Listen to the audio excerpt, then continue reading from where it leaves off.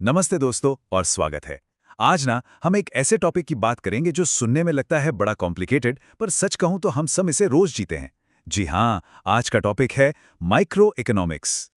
अच्छा, सोचो, आप कॉलेज के कैंटीन में हो। भूख लगी है एकदम भयंकर वाली, और जेब में पैसे हैं लिमिटेड। अब सामने दो ऑप्शन हैं। एक तरफ गर्मा गर्म मसालेदार समोसा और दूसरी तरफ वो चीज़ी पिज्जा स्लाइस। दिमाग में क्या जंग चल रही है? यही ना, कि चुने तो चुने क्या। या फिर लेक्चर के बाद नींद आ रही है तो क्या एक कॉफी ली जाए, या गर्मी इतनी है कि एक ठंडी कोल्ड ड्रिंक। प्रॉब्लम वही है, पैसे लिमिटेड हैं और चुनना सिर्फ एक है। तो असली सवाल यह है कि अपने कम पैसों का पूरा पैसा वसूल कैसे किया जाए। तो दोस्तों, ये जो आप रोज की माथापच्ची करते हैं ना, इसी सोच, इसी डिसीजन मेकिंग का एक फैंसी सा नाम है माइक्रो इकोनॉमिक्स। सच में ये कोई रॉकेट साइंस नहीं है, बल्कि हमारी आपकी रोज की जिंदगी का ही एक हिस्सा है। चलो इसको थोड़ा और सिंपल करके समझते हैं। देखो, माइक्रो का मतलब ही होता है छोटी चीज़ें।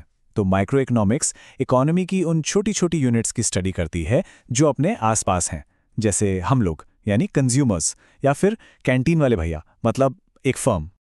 तो सबसे ज़रूरी बात यह है कि माइक्रो इकोनॉमिक्स हमें यह समझने में मदद करती है कि लोग अपने लिमिटेड रिसोर्सेज, जैसे अपनी पॉकेट मनी या टाइम का बेस्ट यूज़ कैसे करते हैं, ताकि उन्हें ज़्यादा से ज़्यादा सेटिस्फैक्शन मिल सके।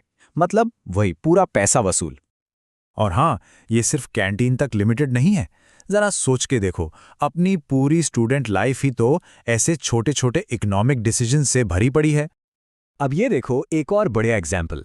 जैसे ही पेट्रोल के दाम आसमान छूने लगे, लोगों ने क्या किया? अपनी बाइक को थोड़ा आराम दिया और बस मेट्रो जैसे पब्लिक ट्रांसपोर्ट से दोस्ती कर ली। तो लोगों के बिहेवियर में ये जो शिफ्ट आया, कि ये बदलाव क्यों और कैसे आया, बस यही तो स्टडी करती है माइक्रो इकोनॉमिक्स। तो अब सवाल ये उठता है कि भाई, एक इकोनॉमिस्ट इन सब चीज़ों को समझता कैसे है? क्या कोई जादू टोना है? नहीं। असल में उसके पास होते हैं कुछ खास टूल्स। ये है वो मेन टूल्स। पहला, डिमांड और सप्लाई, मतलब किसी चीज़ की मांग कितनी है और वो कितनी अवेलेबल है। दूसरा, प्राइस डिटर्मिनेशन, यानी किसी चीज़ की कीमत कैसे तय होती है। तीसरा, कंज्यूमर बिहेवियर, यानी हम और आप जैसे लोग कैसे सोचते हैं। और चौथा, प्रोडक्शन डिसीजंस, मतलब जो सामान बना रहे हैं वो क्या फैसले लेते हैं।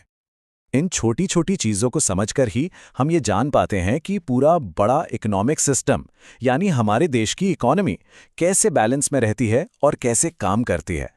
इट्स लाइक एक एक इंसान का फैसला मिलकर ही तो पूरी तस्वीर बनाता है ना? तो आज की इस पूरी बातचीत के बाद अब हम एक बहुत ही मजेदार नतीजे पर पहुंच चुके हैं। एक बड़ा खुलासा होने वाला है।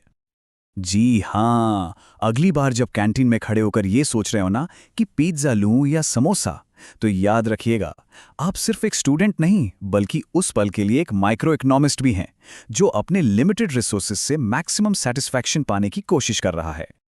तो अब इस नई पहचान के साथ जरा सोचिए, अगली बार जब कोई चॉइस सामने होगी, तो आपका इकोनॉमिस्ट वाला दिमाग क्या फैसला लेगा? पिज्जा या समोसा?